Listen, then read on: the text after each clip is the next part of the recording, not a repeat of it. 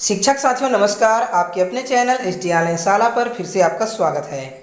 दोस्तों, वीडियो के थंबनेल में ही मैंने क्लियर कर दिया था कि आज का ये वीडियो किस टॉपिक पे होने वाला है। तो चलिए दोस्तों, वीडियो को डायरेक्ट स्टार्ट करते हैं।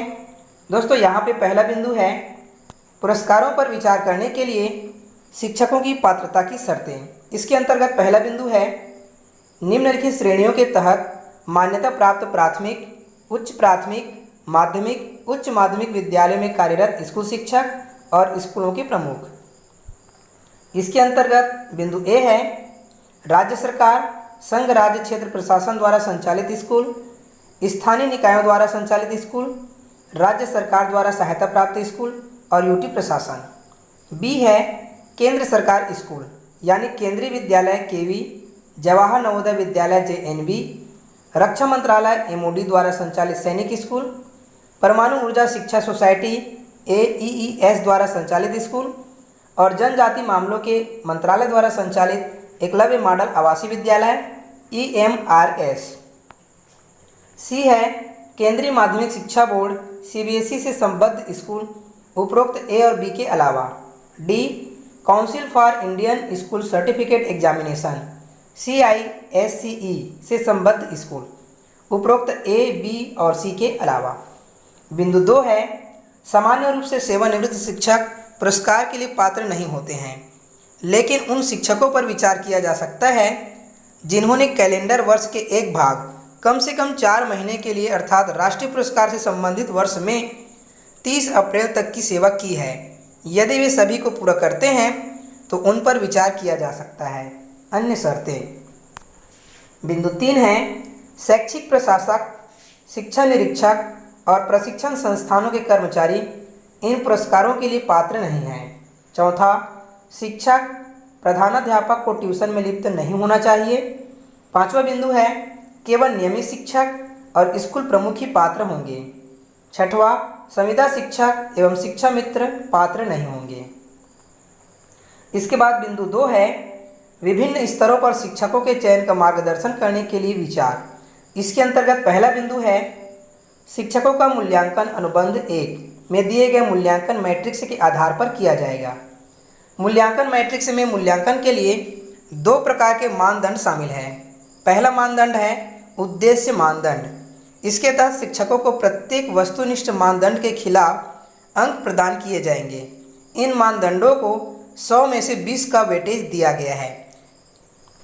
दूसरा है प्रदर्शन के आधार पर मानदंड। इसके तहत शिक्षकों को प्रदर्शन के आधार पर मानदंड के आधार पर अंक प्रदान किए जाएंगे, जैसे सीखने के परिणामों में सुधार के लिए पहल, अभिनव प्रयोग, अतिरिक्त और सह पाठ्यक्रम गतिविधियों का संगठन, शिक्षण सामग्री का उपयोग, सामाजिक गतिशीलता, अनुभवात्मक शिक्षा सुनिश्चित करना, छात्रों को शारीरिक शिक्षा सुनिश्चित करने के अनोखे तरीके आदि। इन मानदंडों को 100 में से 80 का वेटेज दिया गया है। इसके पश्चात महत्वपूर्ण बिंदु है तीसरा, आवेदन और चयन की प्रक्रिया। पहला, सभी आवेदन एक ऑनलाइन वेब पोर्टल के माध्यम से प्राप्त किए जाएंगे। दूसरा, शिक्षा मंत्रालय पोर्टल में समय पर प्रवेश और पोर्टल विकास एजेंसी के माध्यम से पोर्टल में डेटा प्रविष्टि के दौरान तकनीकी और परिचालन संबंधी मुद्दों के समाधान के संबंध में राज्यों, संघ राज्य क्षेत्रों के साथ समन्वय सुनिश्चित करेगा। तीसरा, पोर्टल के विकास और रखरखाव का पूरा खर्च शिक्षा मंत्रालय उठाएगा।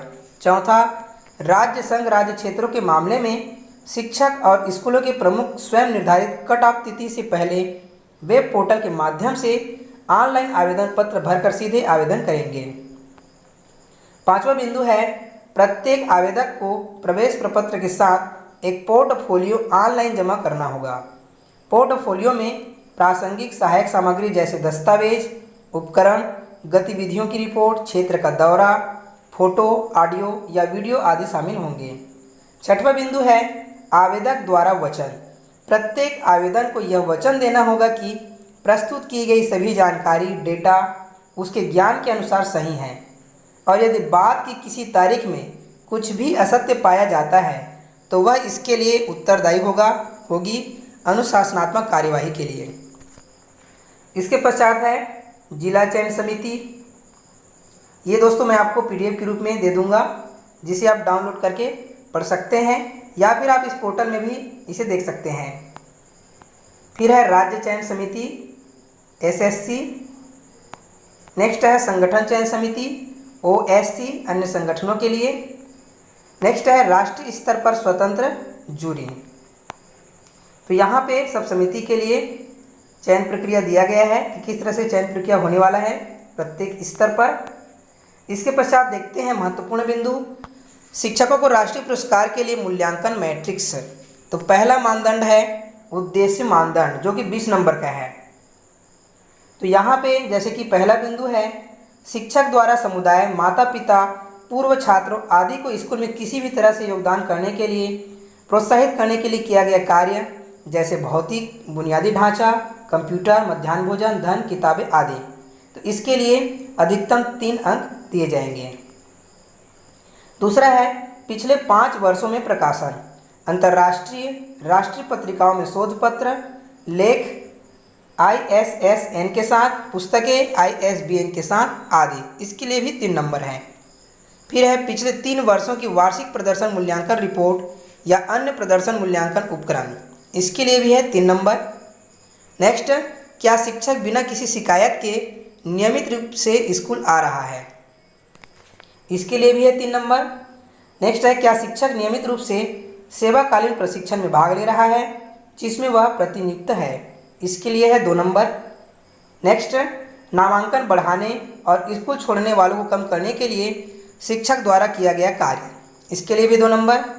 नेक्स्ट, क्या शिक्षक स्वयं या किसी अन्य MOOCS प्लेटफॉर्म के तहत किसी भी पाठ्यक्रम के लिए नामांकित है, तो इसके लिए भी 2 नंबर।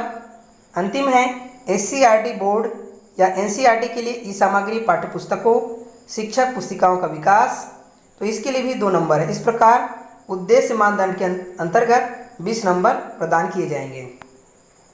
इसके बाद है श्रेणी B, प्रदर्शन के आधार पर मानदंड, केवल सांकेतिक और उदाहरणात्मक।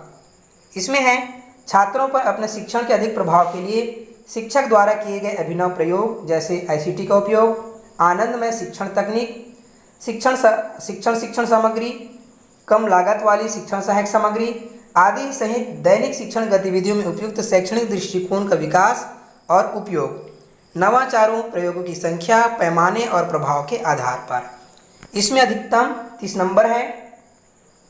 इसके बाद है पाठ्येतर गतिविधियों का संगठन, संख्या, पैमाने और प्रयोगों के प्रभाव के आधार पर 25 नंबर का।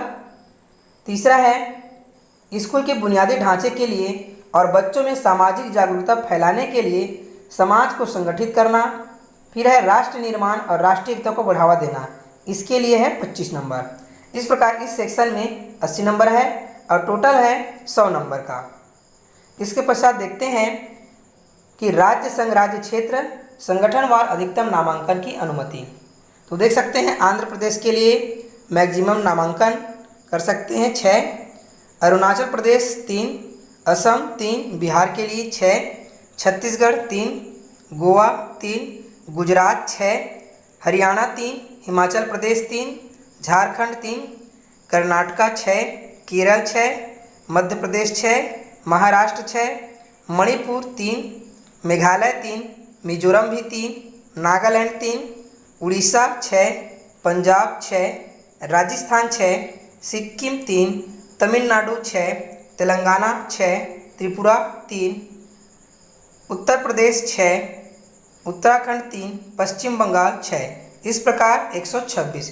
इसी प्रकार केंद्र शासित प्रदेश के लिए भी है, जैसे कि अंडमान और निकोबार द्वीप समूह के लिए 1, चंडीगढ़ के लिए 1, DNN हवेली और दमन और दीव के लिए 1, दिल्ली 2, जम्मू और कश्मीर 2, लद्दाख 1, लक्षद्वीप 1, पुदुचेरी 1। इस प्रकार इसमें है 10। और इसके पश्चात और है अन्य के लिए विभाग के तहत परमाणु ऊर्जा शिक्षा सोसाइटी परमाणु ऊर्जा का 1, CBSE का 6, CISE 2, केंद्रीय विद्यालय संगठन 5, नवोदय विद्यालय समिति 2, रक्षा मंत्रालय के तहत सैनिक स्कूल 1, जनजाति मामलों के मंत्रालय के तहत एकलव्य मॉडल आवासीय विद्यालय के लिए 1। इस प्रकार इसके अंतर्गत हैं 18 और टोटल है 154, यानी कि 154 शिक्षकों को राष्ट्रीय शिक्षक पुरस्कार से सम्मानित किया जाएगा। तो दोस्तों आज के इस वीडियो में बस इतना ही। यदि वीडियो पसंद आया हो तो वीडियो को लाइक करें, शेयर करें, कमेंट करें और चैनल में पहली बार आए तो चैनल को सब्सक्राइब करें। धन्यवाद।